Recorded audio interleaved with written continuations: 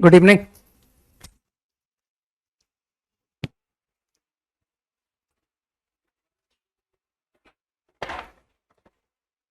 Exercise 1 question number 1 ए part अभी छोड़ देना है। कॉम्प्लेक्स नंबर है तो हमको कॉम्प्लेक्स नंबर अभी नहीं आता। Up to question number 5 any doubt?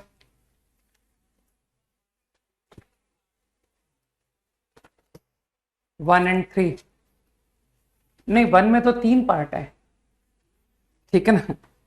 तो डिसाइड करो आराम से। थर्ड क्वेश्चन सबसे बन गया है ना। थर्ड क्वेश्चन मुझे नहीं लगता कि मुझे बताने की जरूरत है। 2 डिटरमिनेंट में स्प्लिट कर देना कॉलम 1 के अबाउट, इससे इजीली हो जाता है। 1 का सी, 1 का सी में ओरल ऑब्जर्व करो। Cos P minus D x and cos P plus D x. वैसे तो मेरे पास 2 अच्छे मेथड है। एक, इसको हम लोग डायरेक्ट एक्सपेंड भी कर सकते हैं। अगर इसे रो 1 के अबाउट खोल दिया जाए तो देखो क्या बन रहा है, 1 into sine cos minus sine cos. तो पहचान रहे हो कि सर ये तो sine of A minus B बन गया। तो जो लोग डायरेक्ट एक्सपेंशन से करना चाहते हैं they can do by direct expansion, ठीक। बाकी जो लोग ऑपरेशन से करना चाहते हैं रो कॉलम से, तो दिख रहा होगा कि p minus D P plus D को ऐड कर दो तो दिखा 2 cos P x cos D x. तो मेरे ख्याल से ऑपरेशन क्लिक कर रहा है कि let's operate C1 plus C3, 2 cos P x cos D x minus 2 cos D x into C2। अगर ये ऑपरेट कर दूं तो देखो तुम्हारा जो C1 कॉलम है उसमें 2 जीरो आ गए। इसके आगे अब तुम खुद कर लेना, ठीक। अब डायरेक्ट एक्सपेंड कर लेना अबाउट दिस।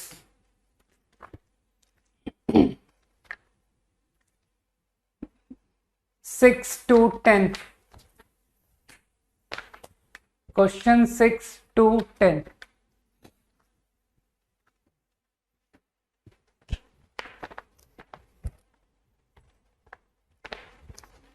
5 में तो रो कॉलम कुछ ऑपरेट करते तो इंस्पिरेशन मिल रहा है ना कि sir a plus B plus C inspiration दिख रहा है मेरे को। तो एक काम करते हैं ना, 5th क्वेश्चन C1 को ऑपरेट कर दिया भाई, a plus B plus C inspiration है ना कि plus 2b plus 2c। C1 नहीं, R1 ऑपरेट कर दिया 1 प्लस 2 प्लस 3। देखते हैं क्या बन रहा है।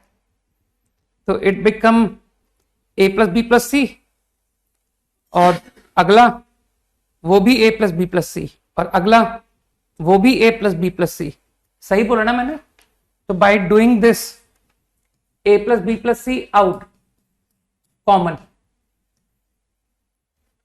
तीनों एलिमेंट R1 के a plus B plus C बन गए। मानते हो? अब इसके बाद कोई चैलेंज नहीं होता।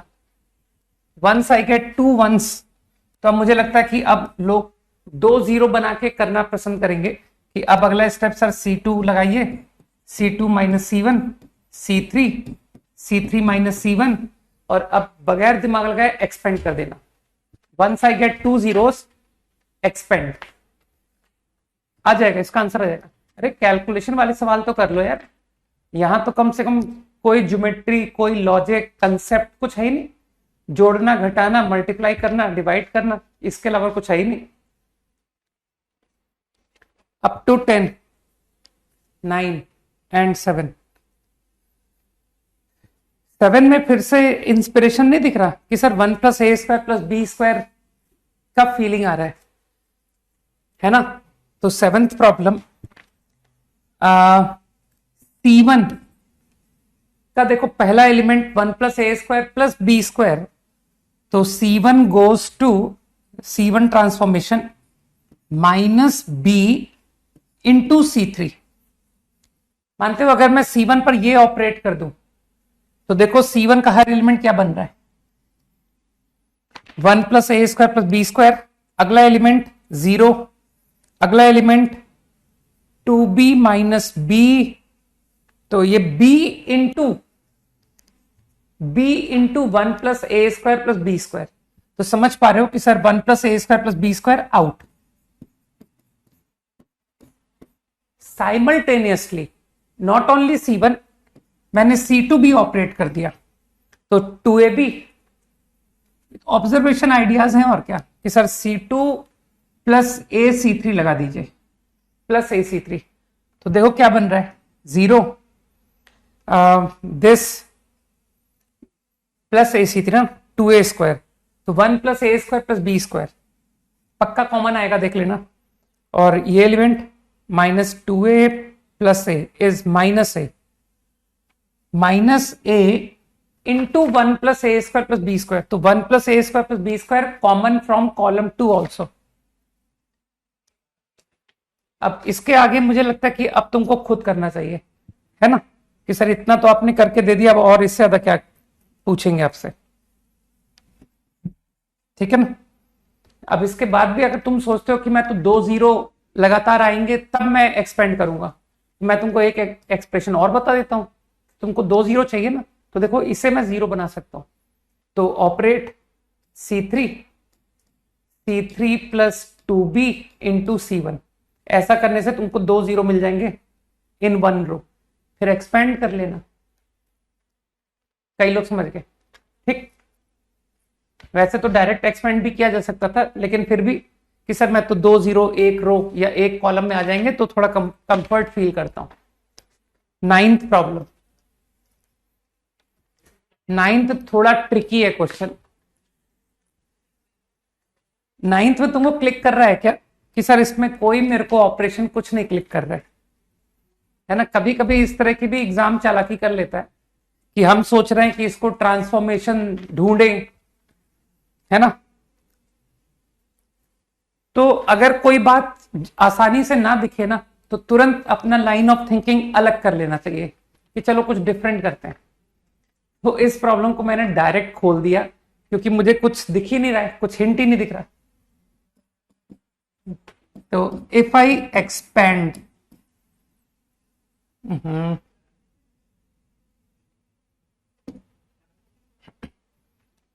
10a plus p b plus Q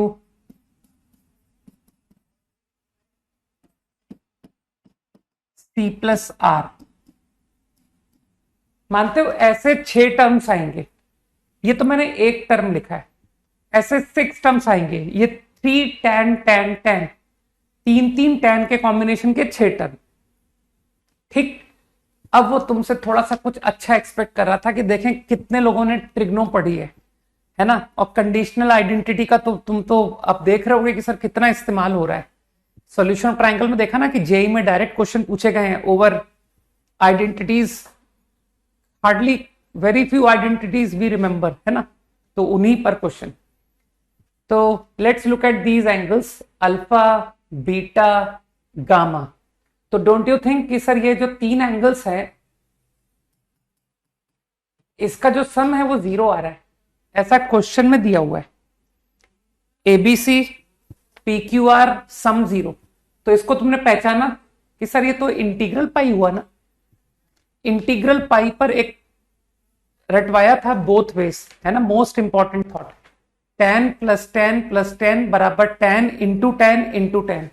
तो कुछ लोग समझ गए कि सर ये क्वांटिटी को ना आपको प्लस प्लस लिखते जाओ,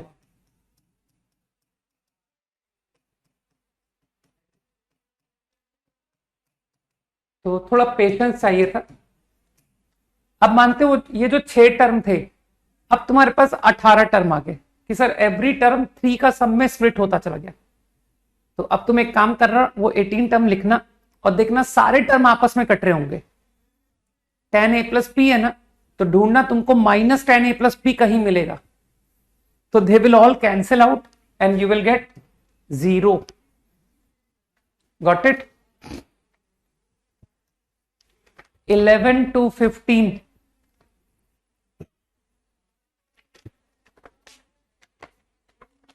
up to 15 quickly।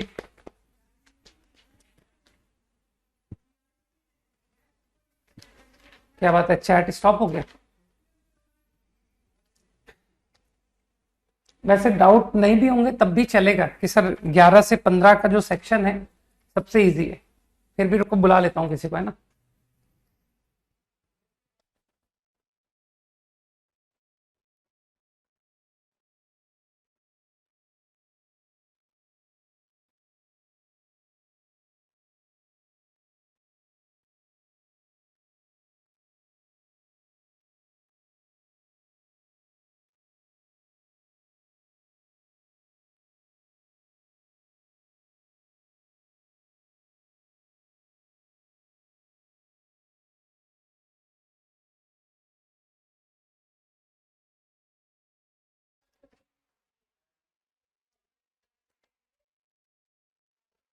नहीं नहीं, चैट स्टॉप 100%, कोई डाउट ही नहीं।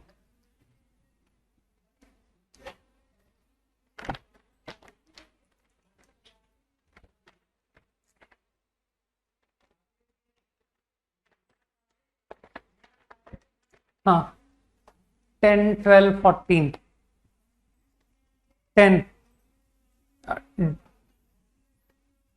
तीनों कॉलम 1 को मैंने क्या किया, कॉलम 1 को एबीसी बना दिया। तो R1 को A से मल्टीप्लाई कर दो, R2 को B से, R3 को C से, फिर पूरे कॉलम 1 में एबीसी बाहर निकाल दो। ठीक है ना, एबीसी बाहर निकाल दो तो मानते हो 1 1 1 बन गया। अब एक बार कॉलम 1 में 1 1 1 आ गया, इसके आगे मुझे कुछ नहीं बोलना है। ठीक, इसके आगे अपनी मदद खुद करो। 12th क्वेश्चन यार बच्चों वाला क्वेश्चन है, ये किसी को पूछना तो नहीं चाहिए था, वैसे तो किसी को हक नहीं था ये क्वेश्चन पूछने का कि सर R1 में n फैक्टोरियल बाहर लीजिए, 1 n+1 n+2 into n+1 factorial सीखा है ना तुमने। फिर सेकेंड रो में n+1 फैक्टोरियल कॉमन लीजिए, तो सेकेंड रो में बनेगा 1 n+2 n+3 इंटू n+2। फिर थर्ड रो में n+2 फैक्टोरियल कॉमन लीजिए तो बनेगा 1 n+3 n+4 इंटू n+3। तो कुछ लोग समझ गए कि सर 1 1 1 आ तो गया, अब तो हम 2 0 बना के कर लेते हैं। हाँ चलो अप टू 15 तक ही करके आया ना, कोई बात नहीं, 15 तक डिस्कस कर लेते हैं। 14th क्वेश्चन है ना लास्ट। 11 तो यार बहुत टफ है, ज्यादा टफ सवाल नहीं बता पाता मैं ऋतिक, है ना। ठीक, कोई ज्यादा चैलेंजिंग क्वेश्चन पूछ लेता है ना तो वो नहीं बता पाता। क्वेश्चन नंबर 14, इसका पता बेस्ट आइडिया क्या है, तुमको देख के क्वेश्चन पहचान में आते हैं। जो लोग प्रॉब्लम सॉल्व करते हैं उनको पता है क्वेश्चन देख के पहचान में आते हैं कि यार ये ऐसा सवाल मैंने किया है। तो कुछ लोगों को क्लिक किया कि यार ये तो एबीसी बीसीए सीएबी जैसी फीलिंग दे रहा है 14 में। तो मैंने पता क्या किया, मैंने 14 को डायरेक्ट खोल दिया, याद कर। तो 14 को अगर मैं डायरेक्ट खोल दूं, P Q R A Q minus P square P cube ABC,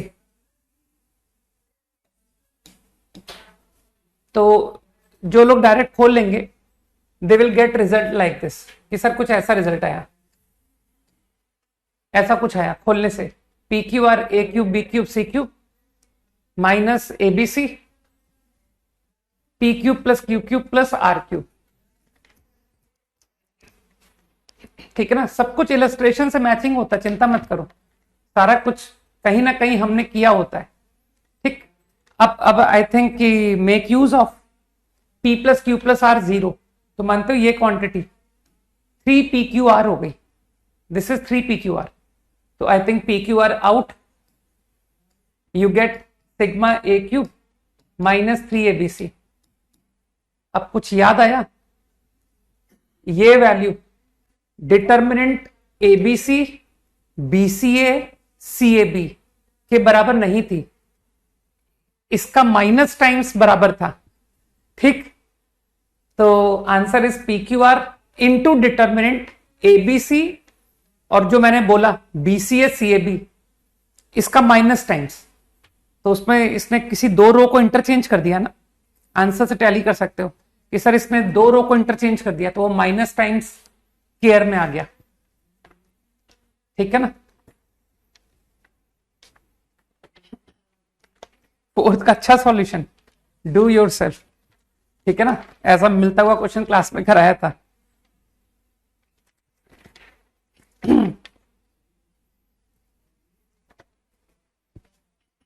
थोड़ी बुद्धि लगाया करो यार, ऐसे थोड़ी कि सारे सवाल खुद से, नंबर को छोटा करने की कोशिश करो। ये इतने बड़े बड़े नंबर लिखे हैं ना, इनको रिड्यूस करने की कोशिश करो। अब जैसे जो C2 है, C2 उसमें लोगों को लगेगा कि सर C2 माइनस 2C1 लगा दें तो ये इतने बड़े नंबर 40, 89, 198 छोटे हो जाएंगे। ऐसे ही C3 को C3 माइनस 2C2 लगा दो, ठीक है ना।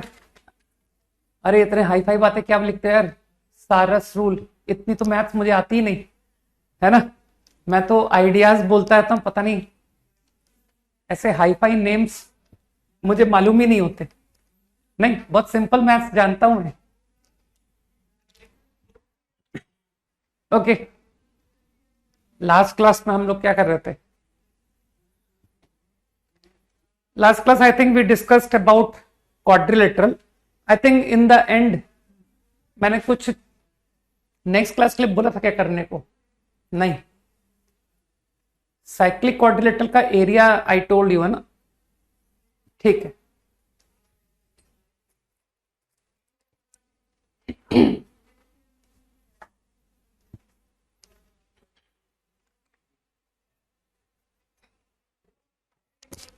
सोचने तो यार,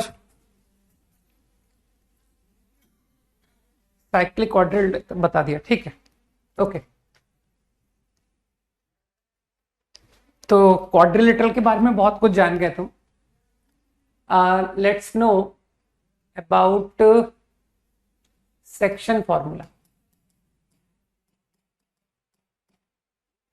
इस पर टाइम थोड़ा कम वेस्ट करते, ठीक है। ये तो तुमको ध्यान है, ये मैं वेक्टर्स तक में बता चुका हूं, है ना। We know formula for point position vector, है ना। तो पोजीशन वेक्टर को लेकर के भी हमने सेक्शन फॉर्मूला सीखा हुआ है। तो any two coordinate in XY plane, point which divide internally in M/N and point which divide externally in M/N, result M/N। तो answer for P is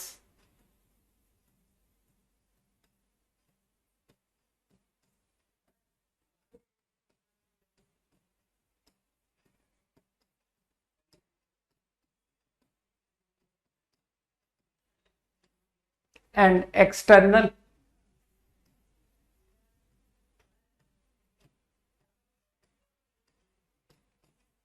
most important concept in geometry, है ना, कि sir section formula बहुत काम आता है।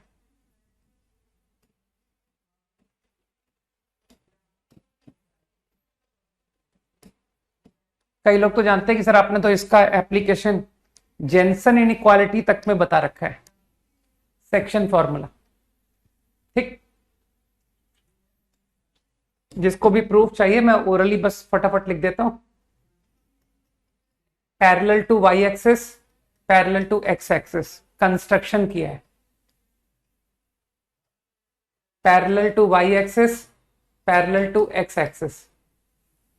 अब कुछ लोग समझ गए कि सर ये दोनों सिमिलर, टू ट्राइंगल सिमिलर, तो बस प्रोपोर्शनैलिटी रूल से प्रॉब्लम खत्म।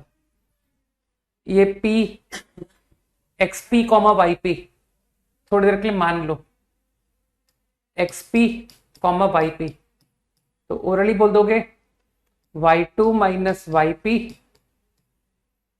Upon Y P minus y1 is equals to n upon m is equals to this length, ये लेंथ कितनी है x2 minus XP upon xp minus x1।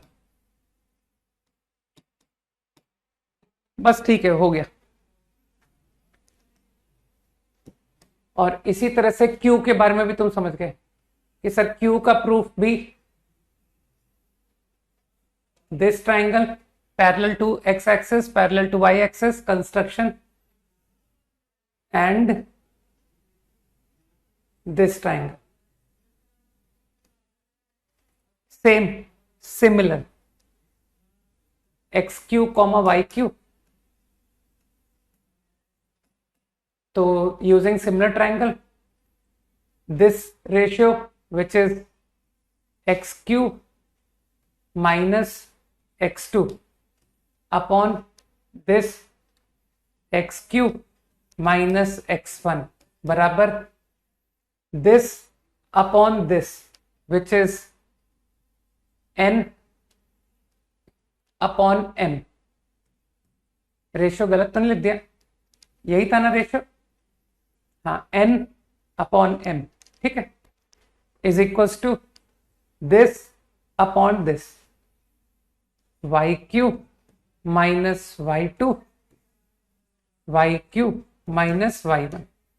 तुम लोग को एटलीस्ट वर्टिकल डिस्टेंस तो निकालना आना चाहिए कि कोई दो पॉइंट के बीच में वर्टिकल डिस्टेंस या दो पॉइंट के बीच में हॉरिजॉन्टल डिस्टेंस कैसे निकालते हैं, इतनी तो अकल होनी चाहिए ना कि हॉरिजॉन्टली x बढ़ता है और वर्टिकली y बढ़ता है। बस, तो इससे तुम्हारे दोनों रिजल्ट आ गए। अब याद कर लो इसको, ठीक है। तो as a formula I will directly apply.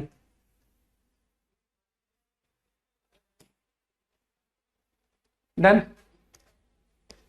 5 seconds quickly.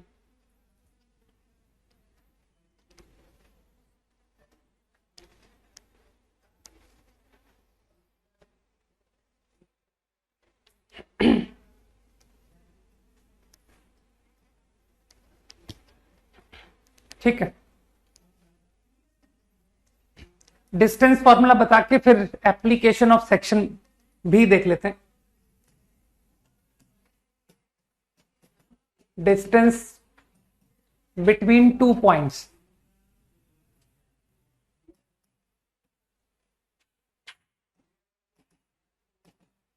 Having coordinates, बहुत ज्यादा इजी है सब।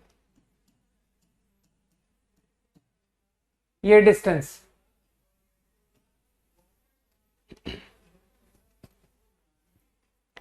तो आई थिंक सेम प्रूफ है पैरेलल टू वाई एक्सिस। अरे 11th क्लास में पढ़ा ही नहीं रहा, मालूम है? Parallel to Y axis parallel to X axis. सही है। ये क्या हुआ, पूरा शटडाउन ही हो गया क्या तुम्हारा चैट? प्रूफ लिख देता हूं फिर बुला के लाता हूं, है ना। Parallel to X axis, sorry Y axis. तो ये डिस्टेंस कितना हो गया? y1 minus y2 parallel to X axis. तो what is this distance?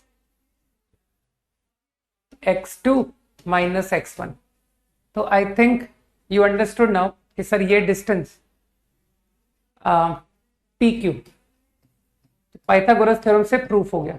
PQ square, directly Pythagoras theorem, nothing else.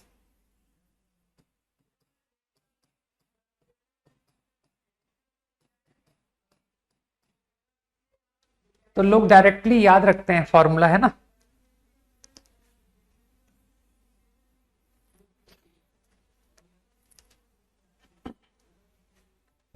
Done. एक काम करता हूं, सेक्शन फॉर्मूला का जो एप्लीकेशन है ना वो थोड़ा सा टाइम टेकिंग है, सेंट्रॉइड इन सेंटर। तो उसके पहले मैं काम करता हूं, कुछ छोटे छोटे कंसेप्ट जल्दी निपटा देता हूं, है ना। फिर सेक्शन फॉर्मूला पे आते हैं वापस, एप्लीकेशन ऑफ सेक्शन फॉर्मूला। तो before it let us take area of triangle also. If I know the coordinates of vertices, then what will be the area? ठीक। वैसे तो तुमको रटना है, मैंने प्रीवियस स्लाइड का क्या करेगा यार, सब तो पढ़ा हुआ है, डिस्टेंस फॉर्मूला ये सब तो तुमने सीख रखा है। एक्स का डिफरेंस स्क्वायर प्लस वाई का difference square is distance between points under root of it. Section formula, अरे होल स्क्वायर के अंदर -3 लिखो या +3 लिखो, स्क्वायर करके दोनों बराबर ही आते हैं, ठीक। लेकिन हाँ, इस डायग्राम से ये जरूर बोलना कि ये जो लेंथ है ना, ये y1 माइनस y2 ही होगी, समझ गए। अब ये मत गलत पढ़ाने लगना मुझे कि सर ये भी y2 माइनस y1 होगा, ये लेंथ तो y1 माइनस y2 ही होगी। नीचे से ऊपर जाते हैं ना तो y बढ़ता है, तो पता है इस डायग्राम में y1 y2 से बिगर है, ठीक। इसी तरह से जब लेफ्ट से राइट आते हैं ना तो x बढ़ता है, तो ये जो x2 है वो x1 से बिगर है, ठीक। Okay, let us obtain formula for area of triangle whose vertices have coordinates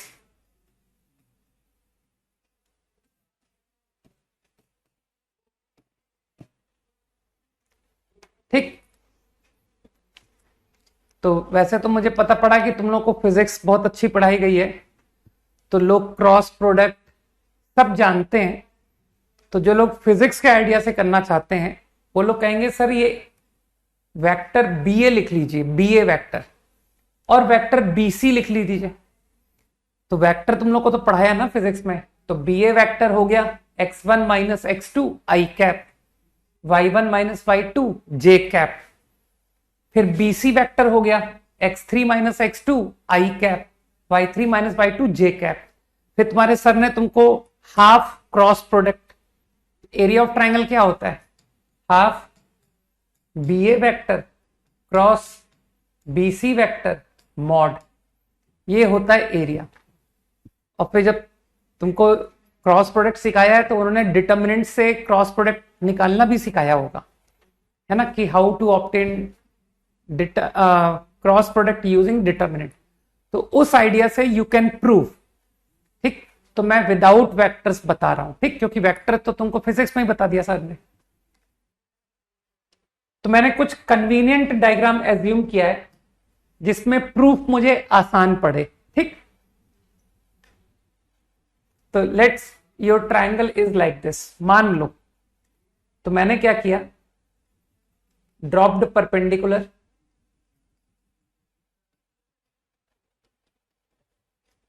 to X axis, कुछ कॉल कर दो डी ई एफ। तो you can see from this diagram ABDE trapezium, ABDE trapezium plus AEFC trapezium से तुमको इतना पूरा area बनता दिखा होगा कि सर एक पेंटागन आ गया, ABDEF, पेंटागन बोला मैंने, नहीं पेंटागन कहां बन रहा है, 1 2 3 4, हाँ पेंटागन ही बन रहा है, ठीक है। क्लियरली दिख रहा है कि सर इसमें आप अगर BDFC को सब्ट्रैक्ट कर दो, इफ यू सब्ट्रैक्ट दिस तो you will get ABC, triangle ABC। I can see कि from this figure your triangle ABC is equal to this. अब ट्रिपेजियम तो सबको आता है, तो area of triangle ABC become what, trapezium half sum of parallel sides. तो sum of parallel sides is what, BD plus AE, BD feel कर पा रहे हो, y2 AE y1 into distance between parallel sides, which is DE. So DE you can see x1 minus x2 trapezium area plus अगला trapezium AEFC, तो again half sum of parallel sides y1 plus y3, distance between parallel sides x3 minus x1 minus trapezium BDFC, तो BDFC trapezium half sum of parallel sides y2 plus y3 into distance between parallel sides x3 minus x2, ये बन रहा है। अब जब तुम इस result को सिंप्लीफाई करोगे, तो मैं अब तुमको सीधा रटने वाला रिजल्ट बता रहा हूं, यू विल फाइंड कि सर आंसर मैच कर रहा है। Half determinant x1 y1 1, x2 y2 1, x3 y3 1, सही है। तो अरे इसको ब्रैकेट को खोल के तुम देख लोगे कि सर इससे मैच कर रहा है। x1 into y2 minus x1 into y3 and so on. तो ये जो डिटर्मिनेंट का एक्सपेंशन है ना, वो आंसर से मैच कर रहा होगा। ज्यादा से ज्यादा क्या गड़बड़ हो सकती है इसमें, तुम लोग क्या सोच रहे हो कि सर रटने के लिए पॉइंट के कोऑर्डिनेट्स है ना, X Y coordinate then 1, X Y coordinate then 1, तो इसमें तुम ऐसा सोच रहे हो ना कि सर कहीं ऐसा ना हो कि मैं ये दो वर्टेक्स को आपस में इंटरचेंज कर दूं, तो आंसर तो नेगेटिव आ जाएगा। तो क्या तुमको लगता नहीं कि सर इसमें मुझे बस एक छोटा सा कंफ्यूजन है कि ये आंसर न्यूमेरिकली एरिया के बराबर होगा, इसमें कोई शक नहीं है, लेकिन हो सकता है ये एरिया का नेगेटिव आंसर आ जाए। तो इसलिए मैं क्या कहता हूं कि यार तुम ये कैलकुलेशन कर लो and then take modulus. Half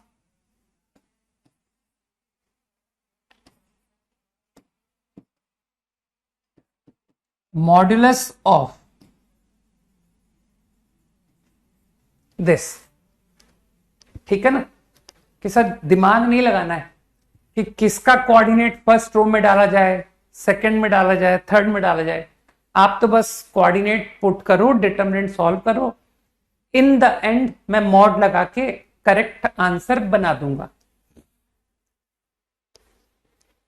रटते जाओ, आगे फॉर्मूला अप्लाई होगा। अब कोई जरूरत नहीं है तुमको प्रूफ करने की, ठीक है ना, अब प्रॉब्लम्स में directly use.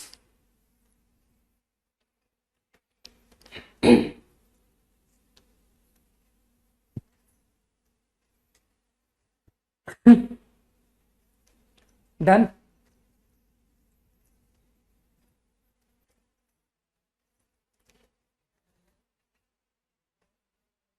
Now I think area के डेरिवेशन से एक कंसेप्ट और मेरा हैंडल हो गया, that is condition for collinearity of 3 points.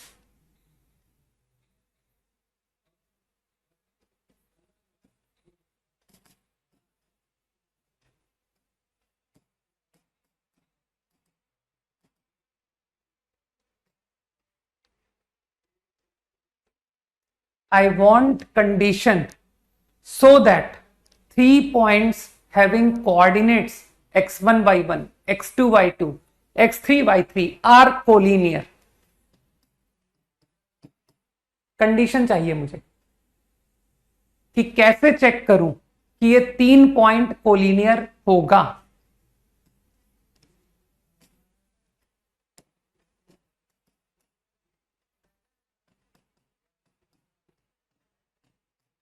तो जो समझदार लोग हैं वो कहेंगे सर एरिया 0 है ना, सभी लोग कह रहे हैं कि मेक एरिया 0। अगर 3 कोऑर्डिनेट्स आर कोलिनियर तो ट्रायंगल फॉर्म होगा ही नहीं. तो you can remember the condition like this.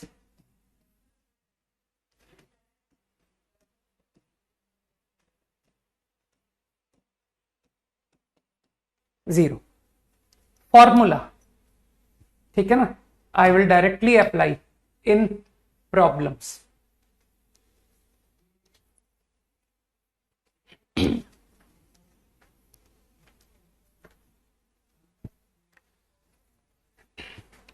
Unnecessary क्यों टफ कर रहे हो. डिस्टेंस फॉर्मूला लगाऊंगा, ए बी का डिस्टेंस, बी सी का डिस्टेंस सम करके ए सी के डिस्टेंस से चेक करूंगा. इतनी मूर्खता क्यों कर रहे हो. तुमको कैसे पता कि बी बीच का पॉइंट है. कहीं ऐसा ना हो सी बीच का पॉइंट हो कि सर ए और बी के बीच में सी आ रहा है. मेरे ख्याल से ये कहीं एफिशिएंट मेथड है. ठीक. ओके. अब थोड़ा सा सेक्शन फॉर्मूले के बारे में और जान लेते हैं.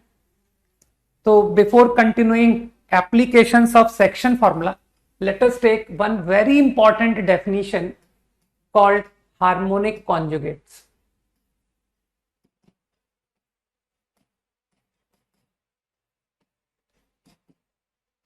What do we mean by harmonic conjugates?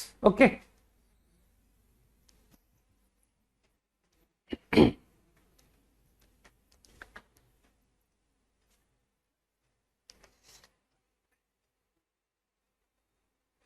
लिखो, डेफिनेशन लिखो. 2 पॉइंट्स से P and Q. 2 points P, Q which divide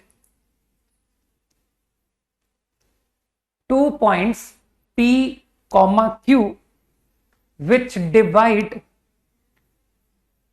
2 given points A, B which divide 2 points A, B in the same ratio.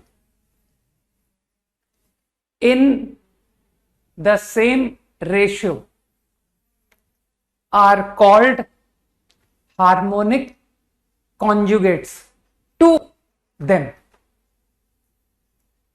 Are said to be harmonic conjugates to them. 2 points P, Q which divide A, B in the same ratio are called harmonic conjugates.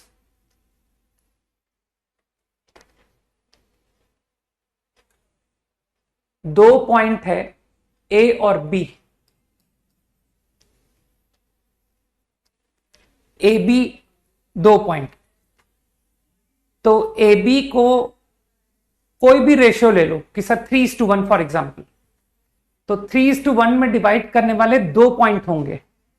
एक 3:1 में internal divide कर रहा होगा और एक 3:1 में external divide कर रहा होगा.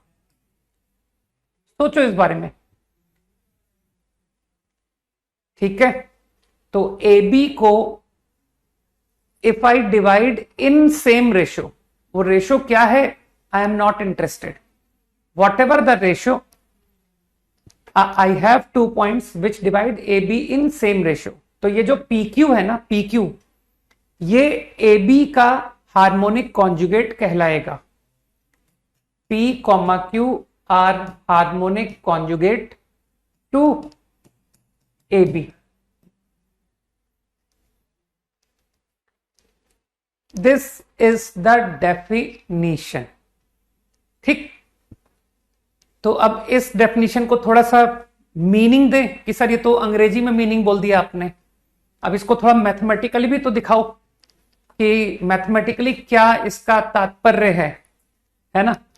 तो यू विल से कि अरे बहुत सिंपल मीनिंग है कि देख तुमने कहा है P ने ए बी को डिवाइड किया. तो P ने ए बी को डिवाइड किया इन दिस रेशियो। ठीक, क्यू ने भी ए बी को डिवाइड किया in same ratio, Q A Q B. तो क्यू ने ए बी को डिवाइड किया इन दिस रेशियो, और डेफिनेशन कहता है कि ये जो रेशियो है ये सेम होना चाहिए। सही है? So this is the mathematical meaning. If this is true तो पी क्यू ए बी का हार्मोनिक कॉन्जुगेट है। अच्छा, मुझको एक बात सोच के बताना, बहुत ही सिंपल सी कॉमन सेंस की बात पूछ रहा हूं। P एंड Q ने ए बी को सेम रेशियो में डिवाइड किया। ठीक, क्या मैं इसी बात को उल्टे वे में बोल सकता हूं कि सर आप पी क्यू ने ए बी को सेम रेशियो में डिवाइड किया, नहीं कह के आप ये भी कह सकते हो ए बी ने पी क्यू को सेम रेशियो में डिवाइड किया। A B divide P Q in same ratio. तो जिसको अकल है वो ओरली यहीं से दिखाएगा, कहेगा सर पी क्यू को ए डिवाइड इन रेशियो, ये लिखा है ना सामने, ये लिखा है ना, इसी को रीअरेंज करो। मैं नहीं कर रहा, मैं ओरली बता रहा हूं कि देख A P upon A Q है ना, A P upon A Q बराबर बीपी अपॉन बी क्यू आ रहा है। समझ गए ना? तो ये दोनों एक दूसरे के हार्मोनिक कॉन्जुगेट कहलाते हैं। They are conjugate to each other, harmonic conjugate to each other. ठीक है ना? पी क्यू ने ए बी को सेम रेशियो में डिवाइड किया, as well as A B ने पी क्यू को सेम रेशियो में डिवाइड किया। एक ही बात है। ठीक है ना? सोच पा रहे हो? छोटा सा रीअरेंजमेंट तुमको दिख रहा होगा। अब चलो, तुमको हार्मोनिक टर्म क्यों कॉल किया है, बस तुम समझ पा रहे हो कि सर इन दिस फिगर ये जो रेशियो है, इस रेशियो में जरूर आप थोड़ा सा केयरफुल रहना कि एक पॉइंट ने इंटरनली डिवाइड किया और एक पॉइंट ने एक्सटर्नली। इतनी तो अकल लगानी पड़ेगी ना। 3:1, एक पॉइंट इंटरनल और एक पॉइंट एक्सटर्नल। ठीक, so that's why we are getting 2 points dividing in same ratio. अब इसका एक बहुत अच्छा पॉइंट बताता हूं जो इंपॉर्टेंट टू रिमेंबर। डेफिनेशन तो मैं समझ गया कि हार्मोनिक कॉन्जुगेट की डेफिनेशन क्या होती है, वो तो मैं समझ गया। In addition to definition, what next I want you to remember, और तुम क्या याद कर सकते हो? तो यू ऑल्सो रिमेंबर, ये 4 पॉइंट है ना, ये 4 पॉइंट, किसी भी एक कॉर्नर पॉइंट को पकड़ लो, कॉर्नर पॉइंट। ठीक है? तो इन 4 पॉइंट में कॉर्नर दिख रहा है कि सर या तो कॉर्नर ए है या कॉर्नर क्यू है। ठीक, तो यू रिमेंबर कि मैंने ए कॉर्नर को पकड़ लिया, तो ए को लेकर के सारे सेगमेंट लिखते जाओ, AP, AB and AQ will form HP.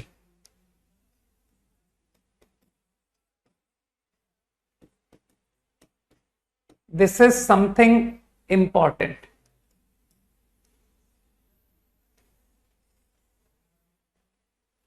I will apply in problems.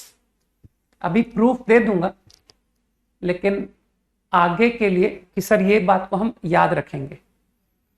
ठीक, ऐसा नहीं कि सर ए कॉर्नर लेके, you can also do by Q, QB, QP, QA, HP. ठीक है? Let's see how to prove, कैसे प्रूव करें। तो तुमको AP, A B, A Q, अभी एचपी पढ़े हुए ज्यादा टाइम तो हुआ नहीं है ना कि सर अब तक की सबसे टफ शीट जो थी ना वो इसी चैप्टर की थी, तो इस चैप्टर को तो भूलने में बहुत दिक्कत भी होगी। है ना, ये अब तक के सबसे ज्यादा चैलेंजिंग सवाल यही किए थे हमने। आईआईटी भी सबसे ज्यादा टफ क्वेश्चन इसी पर पूछ रहा है, नहीं, सीक्वेंस एंड सीरीज पर। तो let's make use of this. ये तो हार्मोनिक कॉन्जुगेट की डेफिनेशन है ना। तो आई स्टार्ट फ्रॉम हियर, ठीक है, यहां से शुरू कर रहा हूं। अब तुम टारगेट तो समझ रहे हो कि सर मेरा टारगेट जो है ना, ये जो पीबी लिखा है ना, इसको गायब करो आप। ये जो क्यूबी लिखा है इसको भी गायब करो। सब कुछ ए आना चाहिए, है ना। I want P A, I want Q A, yes, I want A B. तो ए तो होना ही चाहिए। Here is no A, here also is no A. तो फ्रॉम हियर मैंने क्या किया, मामूली सी मैथमेटिक्स लगा रहा हूं। मेरे ख्याल से I can write like this. इसमें किसी को ऑब्जेक्शन नहीं होना चाहिए कि yes I can write like this. ठीक, तुम्हारा चैट थोड़ी देर गायब है, अच्छी बात है ना, मैं भी शांति से पढ़ा पा रहा हूं। थोड़ी देर में बाहर वाले से बुला लूंगा उसे और कह दूंगा चैट सही कर देना। अभी अभी थोड़ी देर चैट नहीं दिख रहा है, बहुत अच्छा है तुम्हारे लिए भी और मेरे लिए भी। ठीक, तो ये ठीक, हम तो मैनिपुलेशन कर रहे हैं। तुमको मैं टारगेट पहले बता चुका हूं, सर मेरा टारगेट क्यूबी को ए में कन्वर्ट करने का है, मुझे पीबी को ए में कन्वर्ट करने का है। I added both side 1। तो देखो what happen in your left side, PA plus PB, सीधा diagram, PA plus PB is A B. तो खुश हो गए ना कि सर चलो पीबी तो गया और देखो ए आ गया, A B upon A P, A Q. Now A Q plus QB मेरे लिए दिक्कत है, तो मामूली सी मैनिपुलेशन सोचो कि what shall I do for QB. तो क्यूबी को तुम देख सकते हो कि I can remove A Q minus A B. सोचो सोचो कि यार ये बी क्यू को मैंने A Q minus A B कैसे लिख लिया, है ना।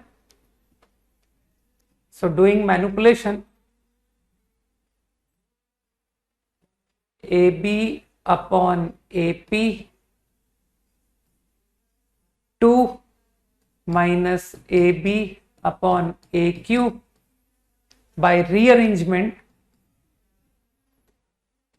1 upon AP 1 upon AQ is 2 upon AB। मानते हो गया प्रूफ। रेसिप्रोकल्स इन AP मतलब नंबर्स इन HP, हो गया प्रूफ, हो गया। तो आगे याद रखेंगे, ठीक है।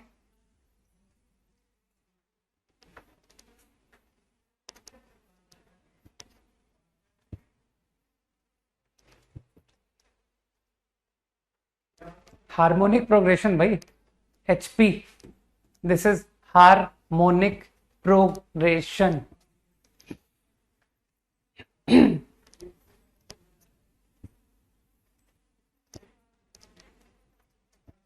डन।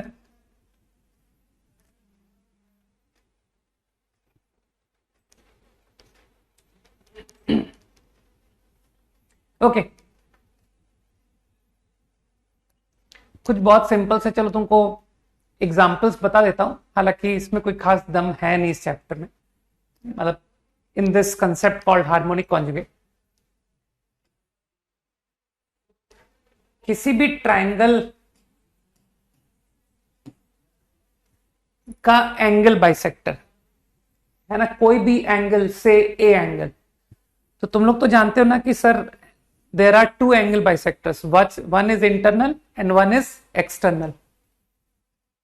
तो जो लोग शुरू से पढ़ते आ रहे हैं they will say कि सर आपने प्रॉपर्टी बताई थी, internal and external divide opposite side in same ratio। है ना, internal bisector and external bisector BC को सेम रेशियो में डिवाइड करते हैं एट डी एट ई। तो ये जो डी और ई है ये बीसी का हार्मोनिक कॉन्जुगेट है, सही है ना, DE harmonic conjugate to B comma C, सही बात है ना, हार्मोनिक कॉन्जुगेट।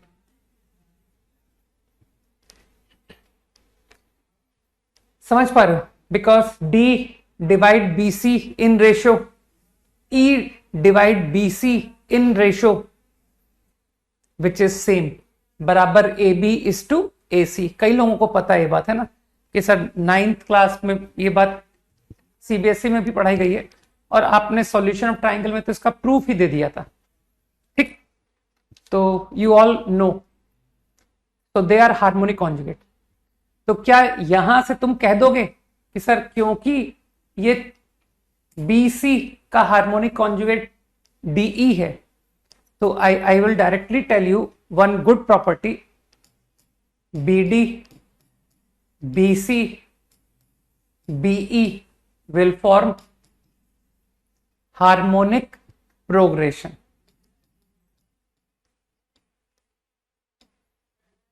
कई लोग अभी HP लिख दूंगा तो कंफ्यूज हो जाएंगे कि सर HP या HC, ठीक है ना, HP और HC में फर्क है, harmonic conjugate that is harmonic progression. तो लो यहां फुल फॉर्म ही लिख दिया।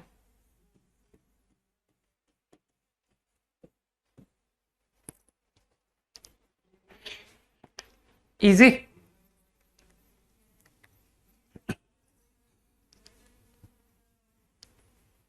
क्विकली।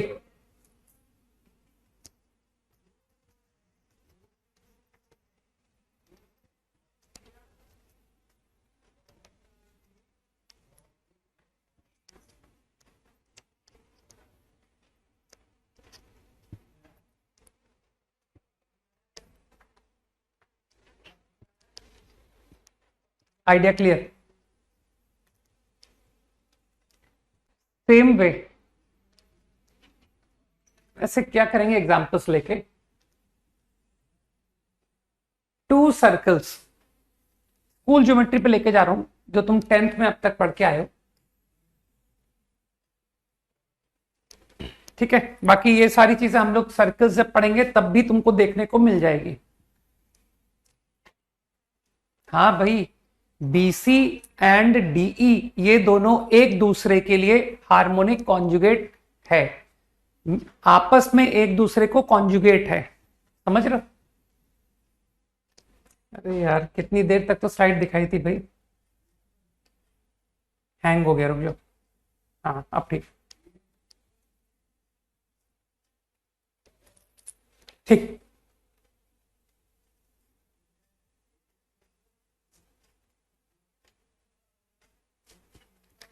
दो डिसजॉइंट सर्कल, ठीक। तो तुम जानते हो ना कि सर दो डिसजॉइंट सर्कल को कॉमन टेंजेंट 10th क्लास में पढ़ाई गई, direct common tangent and transverse.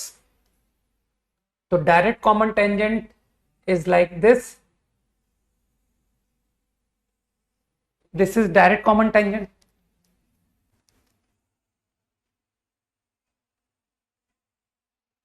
And transverse common tangent. Circle में ही पढ़ते तो ज्यादा अच्छा होता, बेमतलब में टाइम खराब कर दिया मैंने, क्योंकि जब सर्किल पढ़ाऊंगा तब भी तुम फिर पूछोगे सर दोबारा बताओ, ठीक है। तब मैं एक काम करूंगा, तब दोबारा नहीं बताऊंगा, ठीक है। तुम तो जानते हो मैं कम मेहनती हूं। ओह ओह, ठीक, फाइन। तो जिसे अकल है वो समझ जाएगा कि सही जो सेंटर्स है ना, C1 C2, और जो टेंजेंट का इंटरसेक्शन है, टेंजेंट का इंटरसेक्शन वो C1 C2 के कोलिनियर होगा। कारण क्यों कोलिनियर होगा? क्योंकि जब हम P को C2 से ज्वाइन करते हैं तो पढ़ा होगा कि जो पेयर ऑफ टेंजेंट बनी ये एंगल बाइसेक्ट हो गया, है ना, क्योंकि टेंजेंट होने पर ये 90 एंगल होता है ना, 90 एंगल। तो स्कूल ज्योमेट्री में पढ़ा होगा कि सर ये दोनों ट्राइंगल कॉन्ग्रुएंट हो गए, और ये कॉन्ग्रुएंट ट्राइंगल होने की वजह से ये PC2 लाइन, ये टोटल एंगल जो दो टेंजेंट के बीच का एंगल है उसका बाइसेक्टर हो गया। अब एक काम करो, इस सर्कल को ऑब्जर्व करो, इस सर्कल को, फॉरगेट दिस सर्कल। तो क्या फिर से सेम स्टेटमेंट आया कि if I join P to C1, तो अगेन सेम स्टेटमेंट कि सर ये जो PC1 है ना इस टेंजेंट के एंगल का बाइसेक्टर होगा। तो बाइसेक्टर तो एक ही लाइन होगा ना, तो PC1 and PC2 have to be same straight line. सोचो, तो that's why these 3 points are collinear. ठीक, इसी तरह से क्या तुम कॉमन सेंस से बता सकते हो कि सर ये दो ट्राइंगल सिमिलर, 90 तो ये पैरेलल लाइन, तो this triangle and this triangle are similar. तो यू कैन सी कि PC1 upon PC2 is R1 R2 radius, है ना। तो तुम देख पा रहे हो कि P divides C1 C2 externally in the ratio R1 R2। ठीक, अब ट्रांसफर्स की बात करते हैं। ये तो डायरेक्ट कॉमन टेंजेंट थी, है ना, डायरेक्ट कॉमन टेंजेंट, जिसको हम लोग एक्सटर्नल कॉमन टेंजेंट भी कहते हैं, डायरेक्ट या फिर एक्सटर्नल।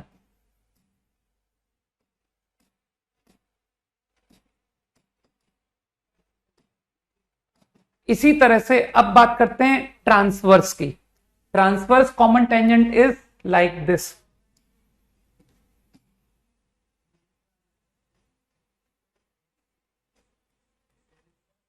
ये है ट्रांसवर्स।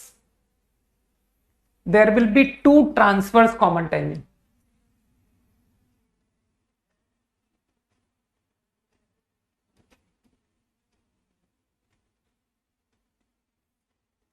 अगेन वही बात कि जो ट्रांसवर्स कॉमन टेंजेंट है ना का इंटरसेक्शन C1 C2 से कोलिनियर होता है। क्यों?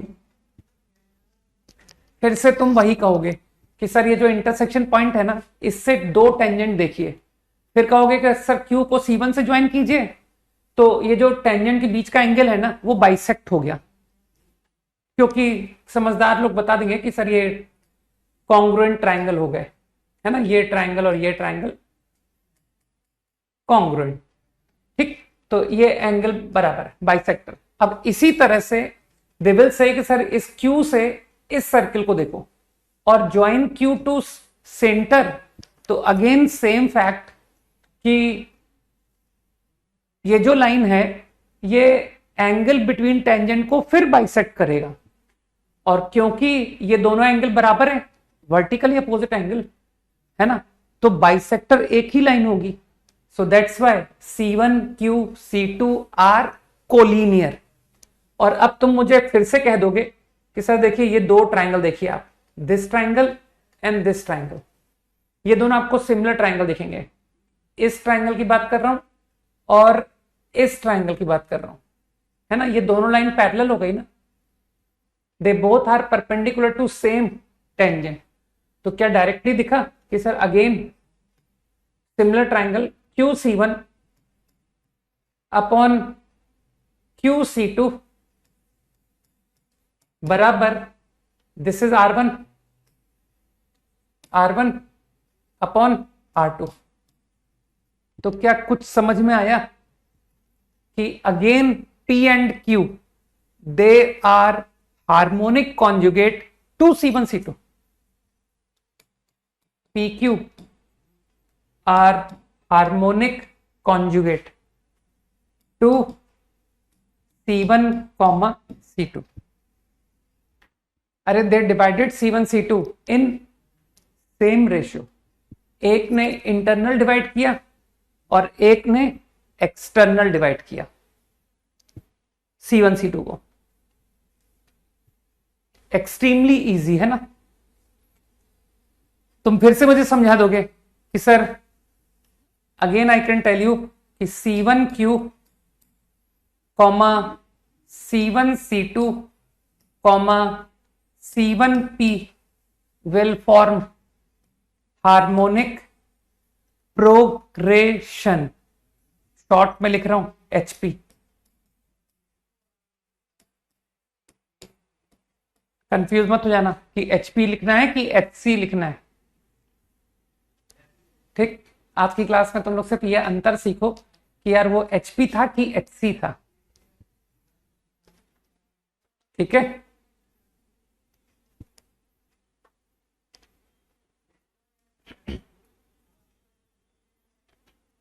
मेरे ख्याल से कई लोग बात को समझ पा रहे हैं, है ना। तो you completely got the idea of harmonic conjugates now.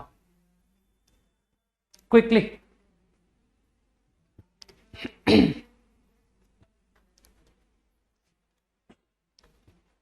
ठीक है,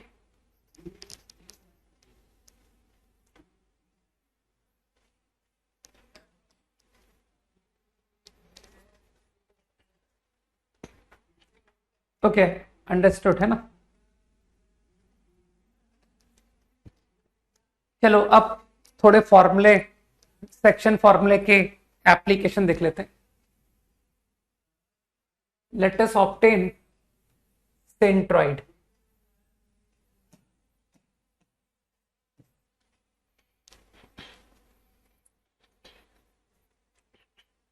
ट्रायंगल के वर्टिसेस के कोऑर्डिनेट्स नोन है।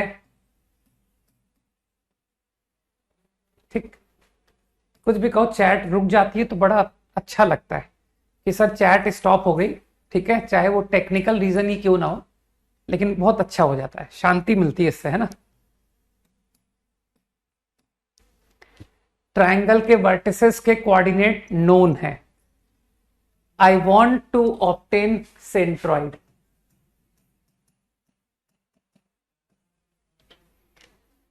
वैसे तो देखो अल्टीमेटली इनके डेरिवेशन किसी काम तो आते नहीं है, ठीक, लेकिन फिर भी मैं तुमको एक जनरल एल्गोरिथम बता देता हूं।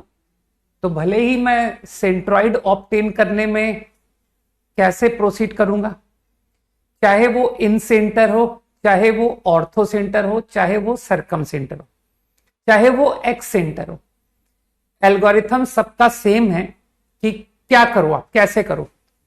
तो तुमको सेंट्रॉइड निकालना है ना। सेंट्रॉइड जानते हो ना, मीडियन पे लाई करता है।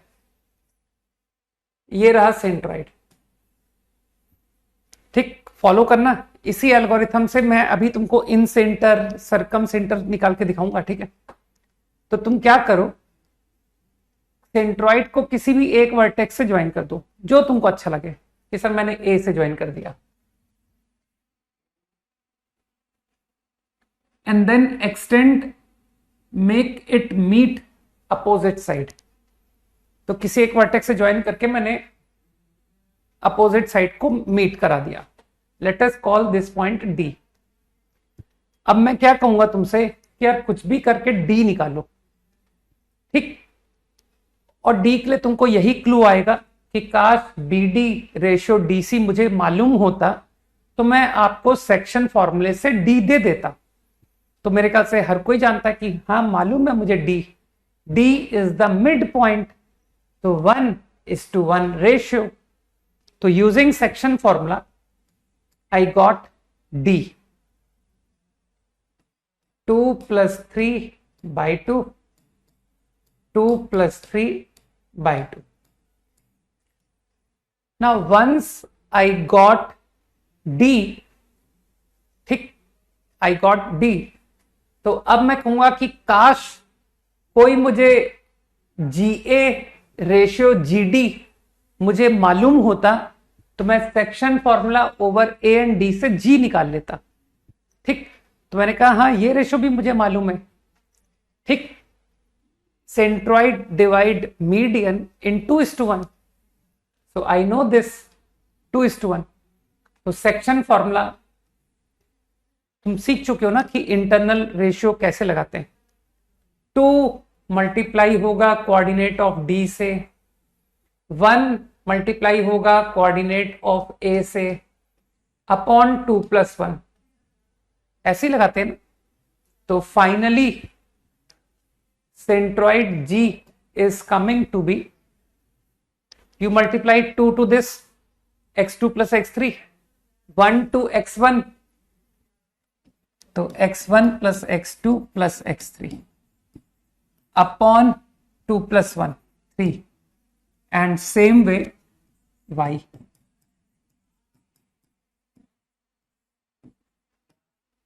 रटते जाओ, आगे फॉर्मूलेज यूज होंगे डायरेक्ट, ठीक है, विदाउट एनी एक्सप्लेनेशन।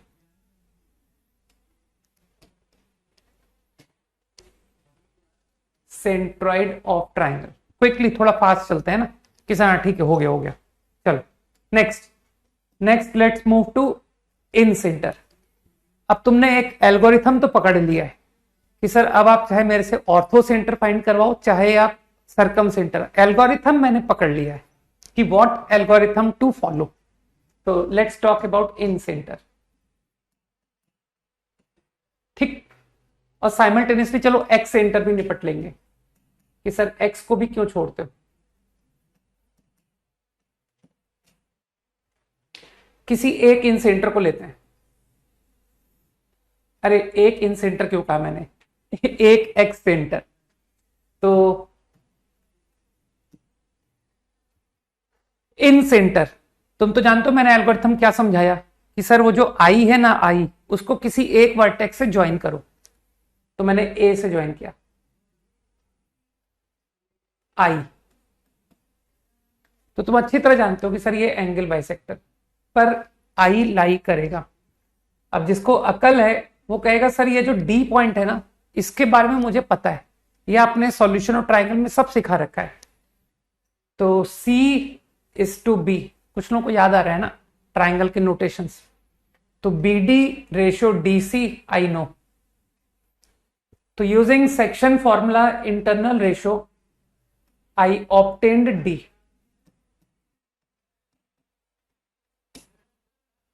तो D comes out BX2 CX3 and same way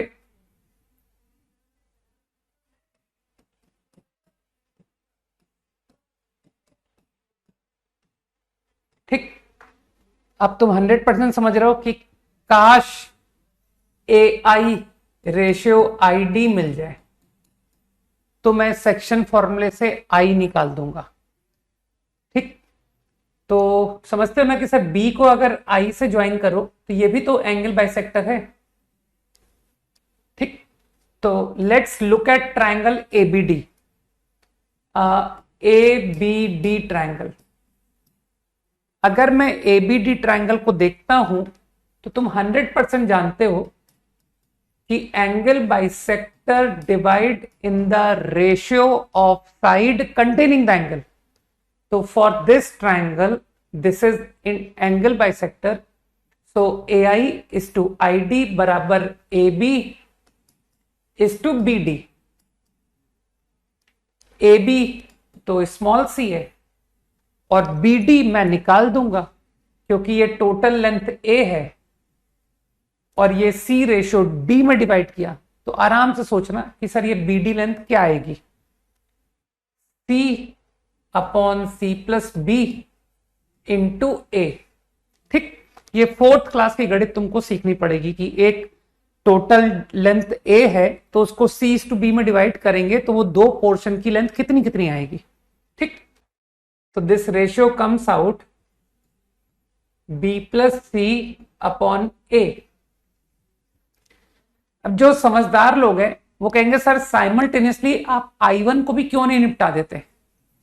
I1 x centre, ए का अपोजिट। तो तुम जानते हो ना कि ये जो एबीडी है, एबीडी ट्रायंगल का ये इंटरनल बाइसेक्टर है, और ये जो लाइन है ये एक्सटर्नल बाइसेक्टर है ऑफ बी, बी एंगल का एक्सटर्नल। तो तुम तो अच्छी तरह जानते हो ना कि sir internal and external bisector divide the opposite side A D same ratio. Ratio जिसे अकल है ही विल से कि sir A I one and upon I one D is going to be same ratio. I one A D को same ratio में divide करेगा। ये हम solution of triangle में सीख चुके हैं, ठीक। तो बस अंतर ये है कि आई वन एक्सटर्नल डिवाइड करेगा एडी को, है ना। तो चलो अब मेरे पास तो रेशियो आ गया, B plus C is to A, है ना, मतलब B plus C is to A. And what about I one, B plus C is to A, है ना। तो आई थिंक यू अंडरस्टैंड कि how to use internal, how to use external. तो I क्या आएगा, है ना, फॉर्मूला सीखते हुए ना। तो B plus C I will multiply to D, A I will multiply to capital A upon B plus C plus A, ठीक। एंड साइमल्टेनियसली आई वन को भी टैकल करते चलते हैं कि सर आई वन को भी साथ ही निपटाते जाओ। आई वन निकालने के लिए एक्सटर्नल फॉर्मूला लगेगा, बी प्लस सी मल्टीप्लाई होगा डी से minus small A into capital A upon B plus C minus small A, है ना। सीखा है ना तुमने internal ratio external ratio.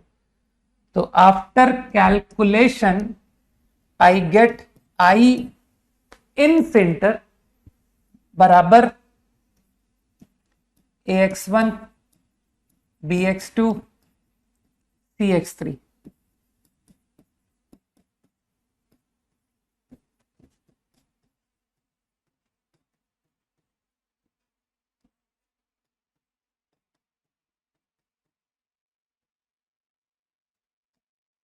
and I1 I am getting minus AX1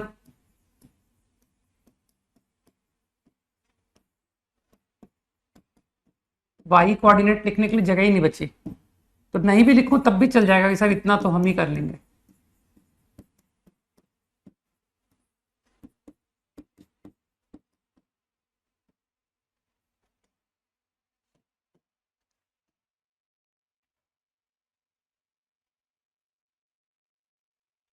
लोग तो क्या करते हैं, लोग कहते हैं कि सर आई का फॉर्मूला रट लो आप तो बस।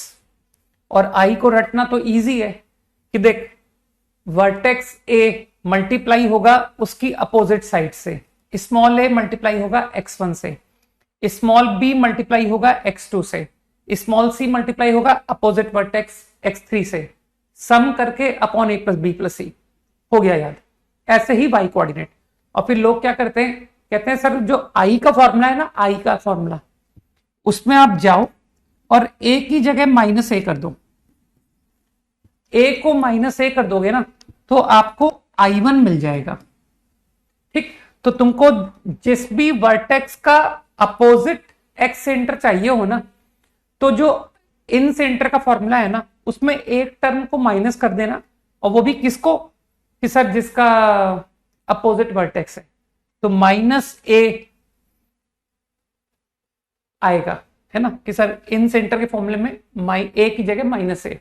और इसी तरह से अगर मैं बी को माइनस बी कर दूंगा in the formula for I, that will give you I2। इसी तरह से सी को अगर मैं माइनस सी कर दूंगा तो you will get the formula for I3। जो भी लोग अभी बताई बातों को ध्यान से नहीं देखेंगे दे विल सफर बैडली, ठीक, कि सर वो गया पूरा कोऑर्डिनेट गया। सॉल्यूशन ऑफ ट्राइंगल तो पहले ही हाथ से निकल चुका है। अब चलो कोऑर्डिनेट ज्योमेट्री को भी लूज कर देते हैं, क्योंकि जिनका स्ट्रेट लाइन वीक रह जाएगा वो कभी खड़े नहीं हो पाएंगे कि सर वो पैराबोला, हाइपरबोला, एलिप्स, सर्कल, है ना ये सब तो लग्जरी है, फंडामेंटल्स ही हमारे गायब हैं, बेसिक्स ही गायब है, तो लग्जरी में हम कहां पहुंच पाएंगे, है ना। वैसे भी कई लोगों को तो गलतियां करने की आदत ही पड़ी हुई है, फिर वो बस वो रोते रहते हैं पूरे टाइम, मेरा ये हो गया, मेरा वो हो गया, है ना। आईआईटी का रिजल्ट निकलने के बाद में तुम आईआईटी के गेट पे जाओ, आईआईटी जाओ और कहो कि मेरे साथ ये हो गया था, मेरे साथ वो हो गया था, देखो वो कितना तुम्हारी बात को इंपॉर्टेंस देते हैं, है ना। हो गया, याद हो गया भाई।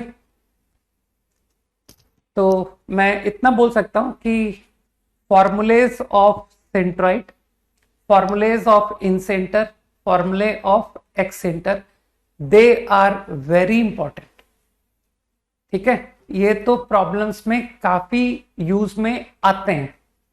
ठीक, अब चलो थोड़ा सा जीके बढ़ाते हैं, है ना। जीके तो तुम जानते हो ना, जिस पर सवाल एग्जाम में नहीं आते हो दैट इज फॉर जीके। तो चलो थोड़ा सा जीके भी इंप्रूव करते हैं। Let's obtain ortho centre. ठीक, तुम्हारा एल्गोरिथम तो स्ट्रांग है कि सर ऑर्थो सेंटर निकालने का एल्गोरिथम है, ऑर्थो सेंटर को किसी एक वर्टेक्स से ज्वाइन करो,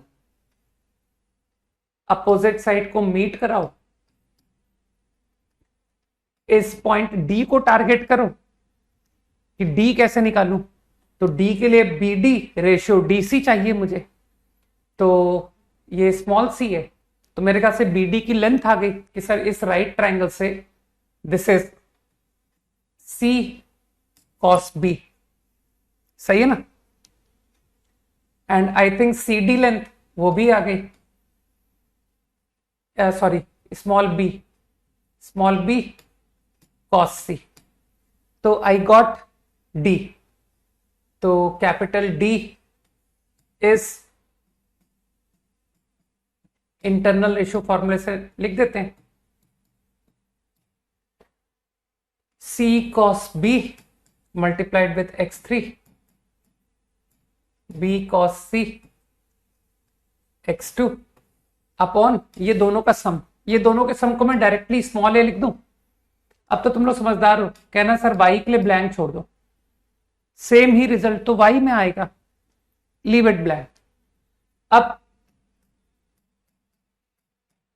I want AH ratio HD, AH ratio HD, तो जो लोग पढ़ाई करते जा रहे हैं वो कहेंगे सर मेरे पास तो AH का फॉर्मूला है 2r cos A, they will again से कि सर मेरे पास HD का भी फॉर्मूला है 2r cos B cos C, तो तुम तो रेशियो लिख रहे हो ना, 2r मैंने कैंसिल कर दिया, this is the ratio AH ratio HD, बस your H is going to be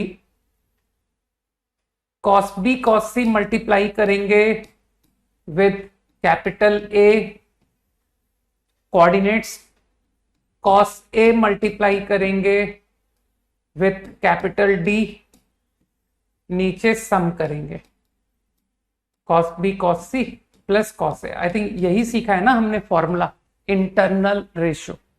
अब करते हैं कैलकुलेशन, करते हैं, किसी एक कोऑर्डिनेट को लिख रहा हूं, तुम तो जानते हो सर x निकाल दो, y तो कॉपीड है, तो चलो कैलकुलेशन करते हैं, cos B cos C into that cos B cos C into capital A x1 plus cos A into D वो लिखा हुआ है C cos B x3, अरे यार स्पेस, एक ही लाइन में करना चाह रहा था मैं, प्लस एक ही लाइन में करूंगा तो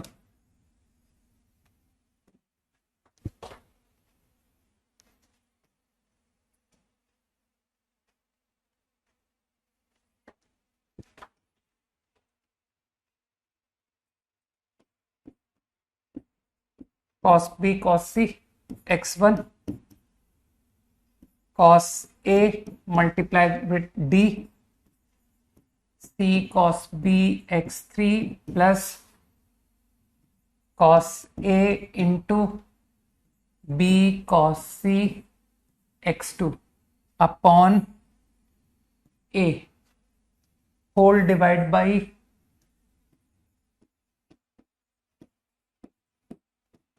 cos a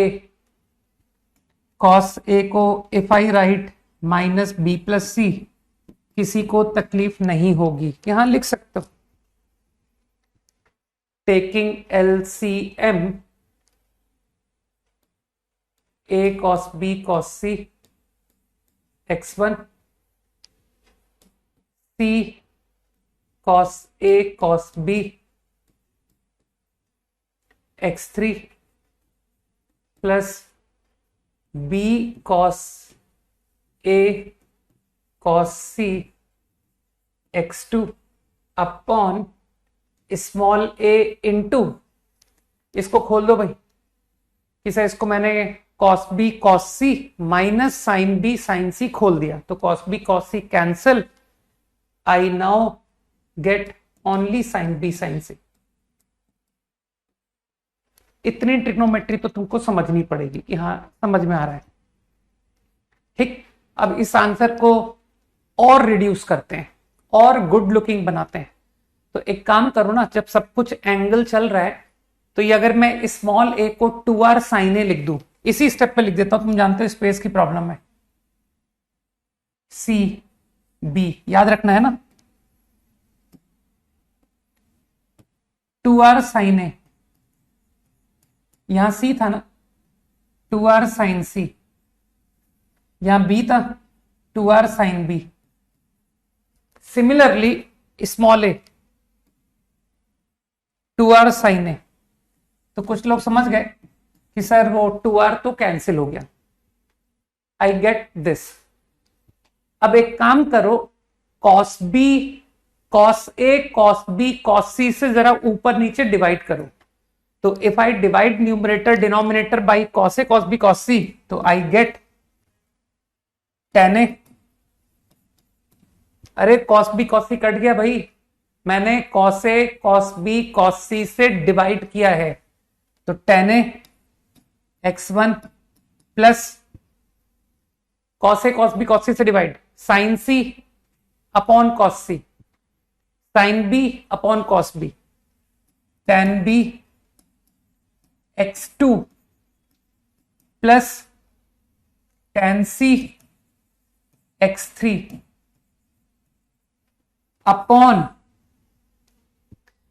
मानते हो sir, cos a cos b cos c से डिवाइड करने से you get tan a into tan b into tan c, लेकिन तुम जानते हो ना सम बराबर प्रोडक्ट, तो अगर मैं tan a into tan b into tan c को अगर मैं tan a plus tan b plus tan c लिख दूं तो किसी को तकलीफ नहीं है। ठीक, तो कॉमा y कोऑर्डिनेट मैंने कॉपी कर दिया। ठीक, चलो शॉर्ट में लिख देता हूं ऊपर, तो h ortho centre is sigma tan a into x1 upon sigma tan a, sigma tan a into y1 upon sigma tan a, right. tan a x1 plus tan b x2 plus tan c x3 upon tan a plus tan b plus tan c, tan a y1 plus tan b y2। ठीक, वैसे यहां पर expanded लिखा तो है ना, कि हाँ सर समझ में आ तो गया, ये लिख तो रखा है, this is your ortho centre. तो इस रिजल्ट को तुम जीके के लिए याद कर सकते हो कि सर ये लोगों को बताने के लिए बहुत अच्छा है ना, भले ही काम ना आए लेकिन बताने में बड़ा अच्छा लगता है कि पता है मेरे को ऑर्थो सेंटर का फॉर्मूला आता है। ठीक, इंप्रेशन अच्छा बनेगा कि अरे इसको तो बहुत अच्छी मैथ्स आती है ना, भले ही बेचारे को काम की मैथ्स ना आती हो, लेकिन ऐसे हाई फाई फॉर्मूलेस बता करके अपन अपना इंप्रेशन तो इंप्रूव कर ही सकते हैं ना लोगों के सामने कि यार इसको बहुत आता है।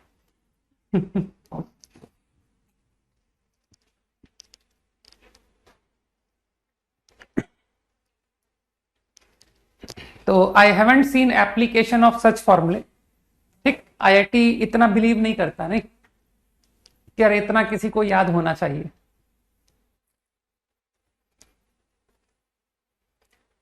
टाइम हो गया, नहीं तो मैं तुमको सरकम सेंटर का भी डरावना फॉर्मूला बता देता। ठीक है, कोई नहीं, अगली क्लास में बता दूंगा। तो ये सरकम सेंटर, ऑर्थो सेंटर देखने में अच्छे लगते हैं कि सर, है ना। बाकी एल्गोरिथम तो तुमको पकड़ में आ ही गया कि व्हाट इज द एल्गोरिथम। तो अगर कभी कहीं किसी सवाल में आइडिया की जरूरत पड़ी कि यार one of the point given का कोऑर्डिनेट निकालना है, तो मुझे एल्गोरिथम का फीलिंग है कि कैसे जाना है। ठीक, होमवर्क अब पहले डिटर्मिनेंट करेंगे। ठीक, तो मुझको ध्यान है कि ट्रिग्नोमेट्रिक इक्वेशन इज पेंडिंग, तो उसको अभी भी पेंडिंग रखते हैं। ठीक है, तो पहले हम डिटर्मिनेंट फिनिश कर लें। तो कल का होमवर्क रिमेनिंग वन तो है ही, साथ में 2 करके लेके आना, क्योंकि 2 करने में तुमको बहुत इजी पड़ेगा, क्योंकि 2 जो है ना that is system of equations, right. तो 1 रिमेनिंग प्लस 2, बस इतना ही होमवर्क है। चलो बाय, जय हिंद।